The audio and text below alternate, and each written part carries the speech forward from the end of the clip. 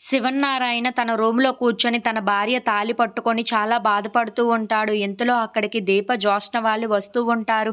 అక్కడ బాధపడుతున్న వాళ్ళ తాతయ్యని చూసి, "ఏంటి తాత ఎందుకు నువ్వు ఇంత బాధపడుతున్నావు?" అని చెప్పేసైతే జ్యోత్స్న అడుగుతూ ఉంటుంది. ఆ మాటలు వినగానే అక్కడ ఉన్న శివన్నారాయణ అయితే, "ఇది మీ బామ్మగారి తాళి. ఈ తాళిని నీ మెడలో చూద్దాము అనుకున్నాను. ఎన్నో కలలు కన్నాను. నీ ఎంగేజ్‌మెంట్ అయిపోయిన వెంటనే నీ పెళ్లి కూడా చేసేసి, ఇదిగో ఈ మీ బామ్మగారి తాళిని నా మనవడితో నీ మెడలో వెయ్యిద్దాము అనుకున్నాను. కానీ అలా జరగలేదు" అని చెప్పేసైతే చాలా బాధపడుతూ ఉంటాడు. అయినా నేను ఏం కోరుకున్నా సరే అవి జరగటం లేదు. ఇదైనా జరుగుతుంది అని ఎక్స్‌పెక్ట్ చేశాను. కానీ అది జరగలేదు. ఇప్పుడు నేను బ్రతికి ఉండగానైనా నా కోరికలు తీరుతాయో తీరవో అని చెప్పేసైతే అనుకుంటూ చాలా బాధపడుతూ ఉంటాడు. ఆ మాటలు వినగానే అక్కడ ఉన్న జ్యోత్స్న అయితే, "నీ కోరిక అయితే ఎట్టి పరిస్థితుల్లో తీరదు తాతయ్య. ఎందుకంటే నీ మనవరాలిని నేను కాదు కదా! నీ మనవరాలు నీ ఎదురుగానే ఉంది. తనకైతే పెళ్లయిపోయింది.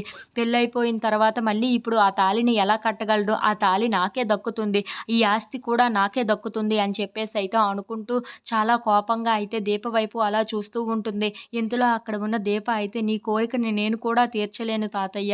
ఎందుకంటే నాకు పెళ్లి అయిపోయింది. అలాగే ఈ తాళి జ్యోత్స్న మెడలో ఉన్నా సరే నాకు సంతోషమే. ఎందుకంటే మా అమ్మ తనని ఎంతో ప్రేమగా పెంచింది. తను నాకు చెల్లె అవుతుంది కదా! అలాంటప్పుడు తన మెడలో ఈ తాళి ఉంటే నాకు చాలా సంతోషమే" అని చెప్పేసైతే అంటూ ఉంటుంది. ఇంతలో అక్కడ ఉన్న జ్యోత్స్న అయితే వాళ్ళ తాతయ్య వైపు చూసి, "నువ్వు బాధపడకు తాత.